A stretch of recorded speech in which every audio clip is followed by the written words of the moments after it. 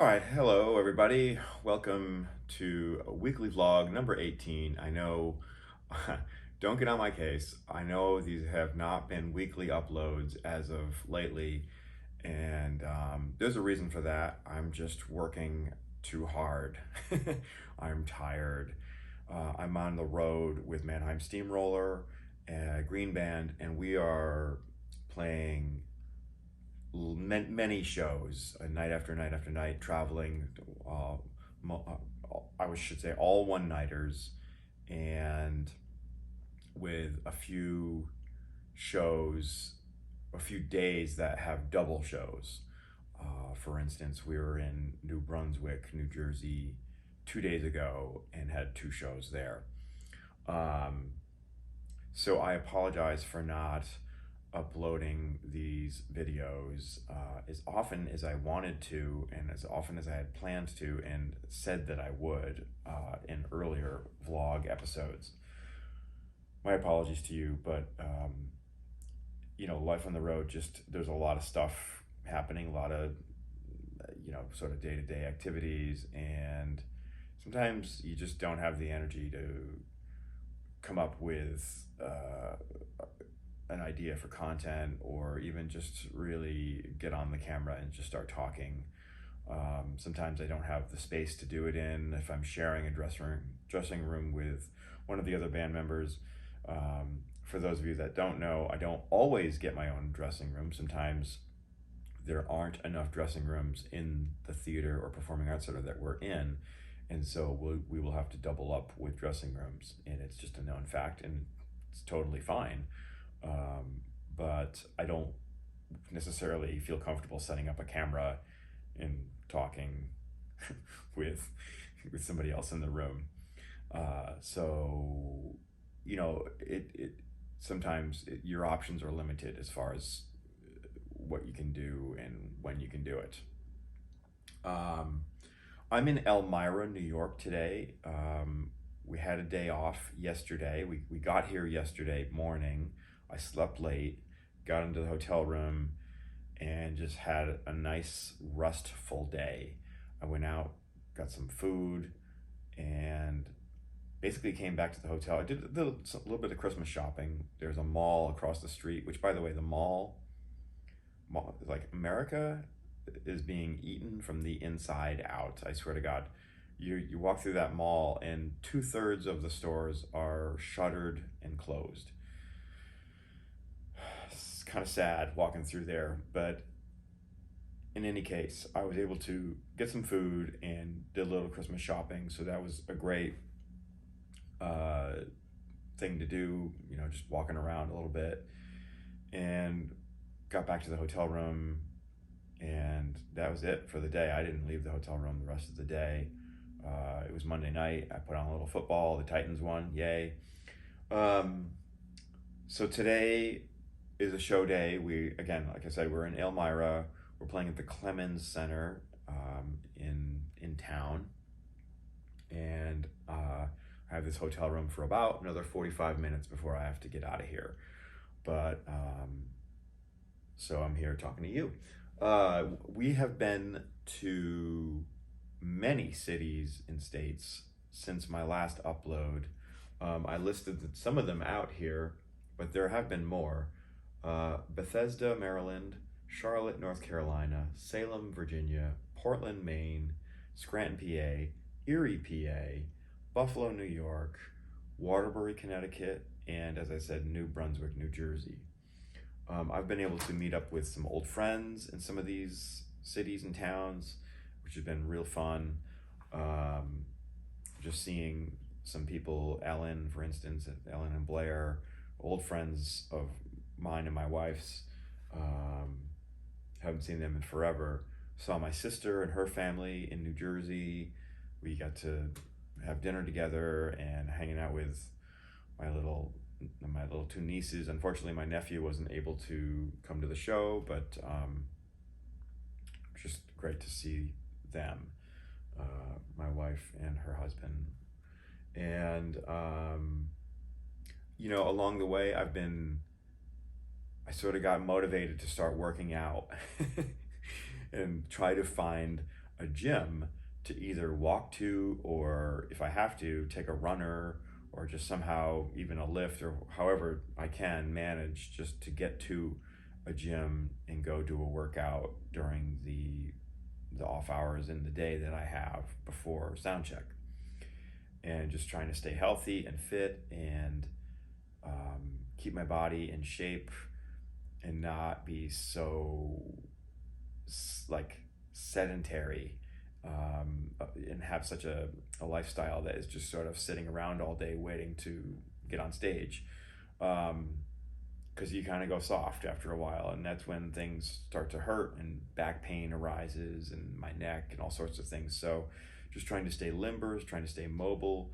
I've also found that, of course, and this makes total sense, but when I work out during the day, later on I will make better choices for food at catering. Maybe I won't drink as much at night on the bus, and I will most likely sleep a lot better as well. So all those things are good things. Not to mention, in addition, I find my mind is more clearer on stage during the show after a day of working out. I find that um, I'm more focused. I'm more able to focus on the task at hand, which of course is playing the drums and playing my parts and making good decisions on stage. So as well as just makes me feel good, makes me feel confident. It makes me it's better for my posture. It's just a great way to spend some time away from the tour and just kind of disappear into my own head a little bit, and kind of get away for maybe an hour or so. So those are all really important things to do. If you can do it on the road, try to find a way to work out. And doesn't have to be at a gym. You can go walk around the town you're in, maybe find a park and go running, or whatever your thing is. Um, try and move your body is essentially what I'm saying. And even if it's just like doing some body weight exercises in your dressing room, or push-ups and squats and sit-ups and stretching and this sort of thing, actually can go a long way, even for just 20 minutes or so. So I highly recommend, if you are touring, or even if you're not touring, even if you're at home, just go to the gym or do a workout, and just find a way to move your body, and you'll feel a lot better. Overall, the shows have been very consistent, I would say, at least on my part. I feel I haven't been making too many errors of any kind. There's good days and bad days, and bad days consisting of just like, maybe I go for something, and I go to play something and it doesn't come out quite the way I wanted it to, or quite as clean maybe as I wanted it to. So it's more about execution, and not necessarily about like, oops, I played an extra bar, or like real gaffes that would sort of set things off course. At this point in stage, there's none of that happening, and it's very I should say, I really, for the most part, I have the show entirely memorized, although I am still using my iPad as a sort of safety net on stage. And even though I'm not looking at the music during the song, I'm scrolling along as the songs go. I'm just continuing to scroll and keep up with the set list on the iPad, so that I have it to look at just in case maybe I need it. There are still a few little endings in things that I look at where the grooves break down, and there's these sort of sporadic drum fills, and it's good to have those, that one page up where I can look at it and be like, oh yeah, okay, that's how that one goes. But for the most part, I would say I have the show memorized, and could very easily play the show without any music or charts on stage with me. So that's been really a good feeling. There was one venue in Bethesda, Maryland, where we were playing this concert hall, and I'm forgetting the name of it now, but it was a beautiful concert hall, and it was just it was just a very loud room, and I had to really focus in on playing much more quieter than I usually would uh, in another venue. Um, so I was really holding back, maybe playing 50% volume at the loudest, and and on down from there. So I was really, uh, especially with the snare and the cymbals, not so much the lower frequency, kick drum and toms, but it was especially, and I was told this by the front of house guy, or our front of house guy, Randy, said, make sure you go easy on the snare and the cymbals today. So I was able to do that, and actually saw some video that someone in the audience took, and it sounded great. And you could really tell that I was playing light, and I was really sort of just playing soft hands, and just holding back the volume, because I needed to, because I would have nuked that place if I played normal volume, and we don't want that. I want, let the mics do the work, and let the front of house guy do his job and balance out the sound that way. um, when you're on in-ears, it can be difficult to get a gauge on how loud you're playing in the room that you're in, because with in-ears, you have the isolation of the in-ears, especially when you have a molded fit like I do. And so it kind of can play tricks on you a little bit, and you don't think you're playing that loud, but really you are. And so you have to be ultra careful. Um, so I was very, very proud of myself that we were able to successfully navigate the acoustics of that room in Bethesda. So yeah, cool, right? Um, I wanted to upload some content of me playing the show, but I thought better of it at first, maybe with copyright and just being an employee of the Mannheim organization. I thought, maybe I should just ask and see if it's cool if I upload any of this content before, like, I get in trouble in any way. And sure enough, I'm glad I asked, because they don't want us uploading any content from the show of us playing the songs of any kind of our own devices. Now, I mean, plenty of footage exists out there from audience members on YouTube and social media, some of which has been sent to me even. But I'm not allowed to upload any of that content on social media or on YouTube. So sorry for that, but that's just how it works in real life when you're playing for a major organization, whether it be an artist or a show. I mean, it would be the same thing if I was playing on a Broadway show type of situation, with a touring Broadway show, for instance. I'm sure that the musicians aren't allowed to upload video of themselves playing the show with the music in the background, and so on and so forth. So, and I don't really have any way to isolate the drum sound as I'm out here on the road. I mean, if I was at home in the studio, I could probably figure out how to do that, but just isolate the drums from the rest of the music. But that ain't happening out here. I've been promising, and people have been asking me even since before this tour began, but about a rig rundown video, and that will be happening very soon. So I will be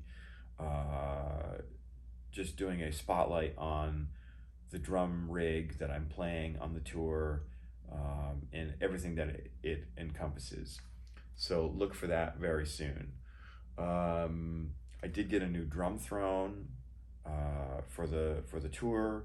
I specifically requested a drum throne that is not hydraulic, that is a round seat, that is a spindle style that you clamp down and doesn't spin, move, or bounce up and down. Drummers out there, pet peeve of mine. How? Why? What are you thinking? Get rid of your hydraulic rock and sock, whatever brand you play that's hydraulic drum throne that goes up and down, that spins, and like and isn't round. Get rid of those thrones. This is me. This is me in my opinion. Okay, so you might feel differently about this. Maybe you own one of these thrones. Maybe you love it. Cool. I'm trying to give you some advice here. Listen to me, okay? The thing is, when you have, let's just imagine for a moment that you're playing the drums, and instead of a drum throne of any kind, you're playing in an office chair, okay? Kind of like the one that's here. I don't know if you can see that. You probably can't see, it's not in the shot, but like this guy here, right? You're sitting in an office chair and playing the drums. Do you do that? Would you do that? No? Why not? Why wouldn't you do that? It's a comfortable chair, goes up and down, spins. It's got a backrest. It's got armrests even. No, you wouldn't do that, would you? Because it's not stable. It's got wheels on the bottom, right? So you could just wheel around. No, I'm exaggerating here, and I'm trying to prove a point. The point is, when you're on a hydraulic drum throne,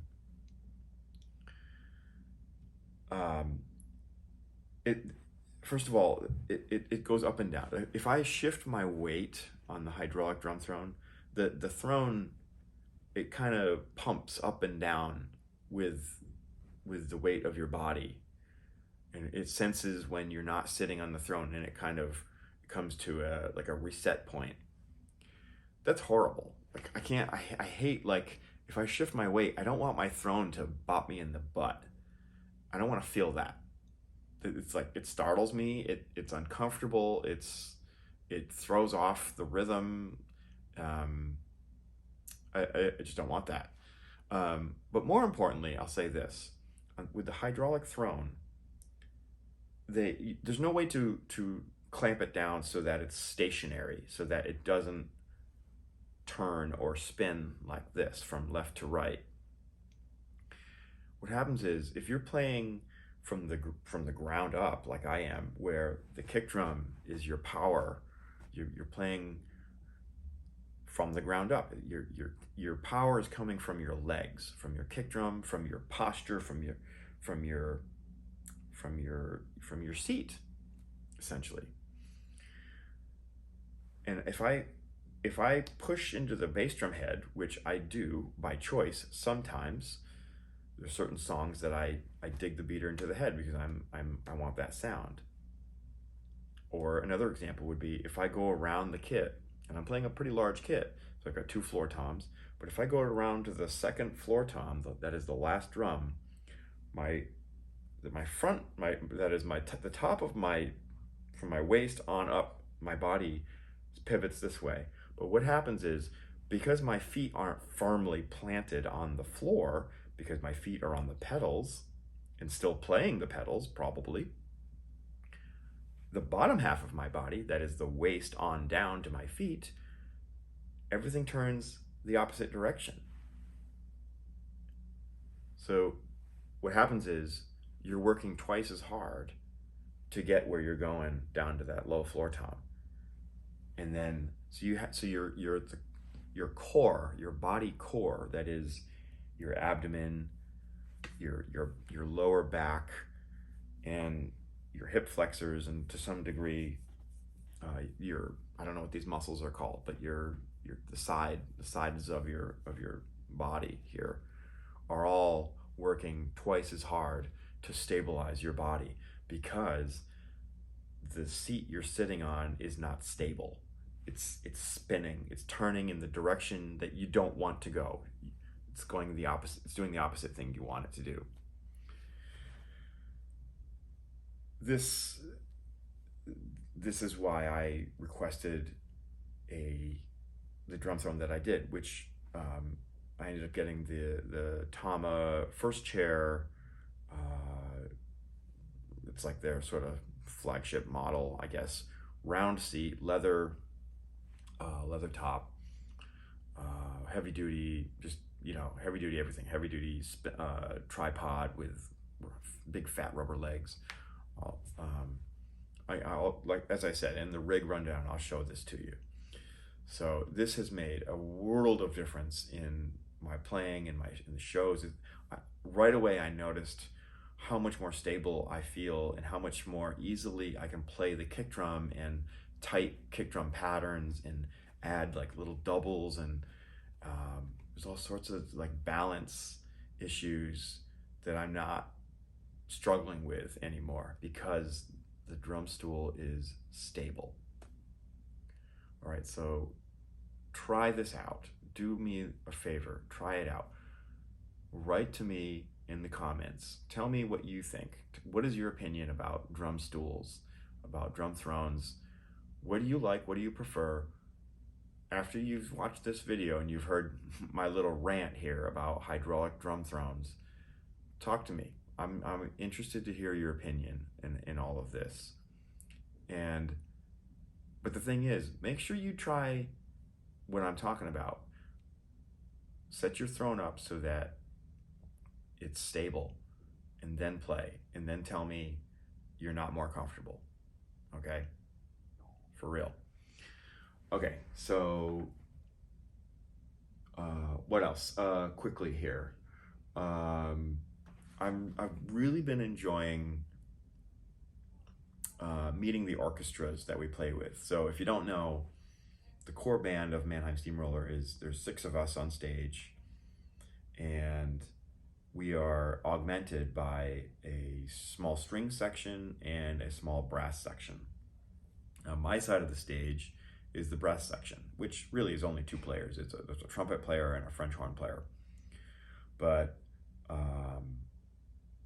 over the course of all these different shows we've played, we've been using the same orchestra a couple of times. Well, and in Florida, we used the same orchestra for 9 shows in a row, which was way cool because they got to really get to know the show well, and we got to kind of get to know them a little bit more than we normally would. But so the trumpet player sits to my left, off, back where the beyond where the hi-hat side is, and many times, often, I'm getting these great comments and great feedback from the trumpet player in the orchestra because they see a lot of different shows come through, and maybe they've played the show before with other drummers, so they have a certain expectation or have a certain memory of what it used to be and that sort of thing. My point is, it's been a lot of fun getting to meet some of the orchestra members. Some of them are very, very fun and very cool, and joking around, and it's just been there's a nice camaraderie there. A lot of respect from the orchestra musicians. It's way cool. And I, of course, respect what they do because I do what they do most of the year when I'm not on the road with Mannheim Steamroller. So, I like to ask them questions about, like when we were in New Jersey, I asked one of I think she was the principal violinist, I asked her, so where did you guys park today? Just wondering, like, if they get, instructions on that. If there's a place for them to park, do they get a parking pass from one of the parking garages, or they park on the street? And she informed me that they parked she had parked on the street. I guess there was maybe some sort of arrangement, but she hadn't figured it out, and so she ended up parking on the street. It's just kind of interesting to think, to put myself in their shoes, and just kind of think about what they're going through. Some of them maybe have driven a couple of hours driving just to get to where the show is from their home, and so on. Just kind of thinking about what they're going through as well. So it's kind of fun. Before each show, I've been I've been trying to meditate for not long, like between 5 and 10 minutes. And I'm finding that along with the workouts that I've been doing, if I meditate for a few minutes before the show, before I start to prepare for the show, and that is getting my clothes ready and prepared and getting dressed for the show because we have a costume that we wear, and as well as just warming up on the drum pad. So before all of that begins, I like to find a quiet place, either just a chair like I'm sitting in now, or if I have to, I'll just go to my bunk and just close my eyes and I'll meditate with my headphones. I have an app that it does both guided meditations and unguided, I guess you'd say. And I'm finding that it really helps me, again, just focus. It clears my mind. It helps me just kind of live in the moment and not worry, not be thinking about what's coming next. Don't worry, just live, just exist in the moment and be content with that. And it's really helped. It's great. I think I'd like to attribute that to partly of why I'm playing such great consistent shows night after night these past few weeks. So yeah, I really enjoy that. Last but not least, I wanted to talk about how sometime during each show, I try to take a moment in the show when I'm not playing and just take the moment in. What do I mean by that? I mean, there's moments in the show where I have rests and I'm waiting for my next entrance. And usually this is during a part like when I'm playing bells. I play orchestra bells. So I'm not playing the drum set. I'm standing up and I have like a bird's eye view of the orchestra, the stage, the whole theater, the audience. I can look up at the balcony if the lights are shining up there at all. And I just try to take the whole thing in and as an experience, and just the music, the lights, the audience, just the theater that we're in, the venue. I just look around and I just take a breath and just appreciate what I'm doing and why I'm doing it, and just appreciate the environment, the whole experience, the whole thing. The fact that I'm on the road with such a great camp of musicians and crew and production people. The music itself has an effect on me. I mean, some of it is orchestral and very sort of moving and emotional. Some of these songs are somewhat emotional. It's Christmas music, so some of it brings you back to your childhood and evokes memories of when you were a kid and you were, with mom and dad or with family, and just Christmas tree and smells, and it's very nostalgic. And I think really that's why this whole thing sells as well as it does, is it's selling nostalgia, and nostalgia is very powerful. So during every show, at some point, I look around the room, I take it all in, everything that I'm seeing, hearing, feeling. I look at the beautiful drum kit I get to play every day, the cymbals. I think about how well I'm treated out here, and I'm very blessed. And so super grateful for everything that I'm given right now. So I'm going to end it with that, and just want to say thanks for watching, thanks for tuning in, thanks for subscribing, like me, follow me on all the socials at Brian Zach. I've been posting a lot more on Threads recently, trying to maybe take a step back from the old Twitter X, whatever we want to call that. The not too, yeah. Anyway, so yeah. Don't forget I have a Patreon page, patreon.com/BrianZach. If you want to get in touch with me for drum lessons or drum consultations, career consultations at all, just hit me up through my website, brianzach.com, and I will see it and respond to you as soon as I can. So that's it for now. Thanks so much, and look forward to that rig rundown video coming your way very soon. Thanks again.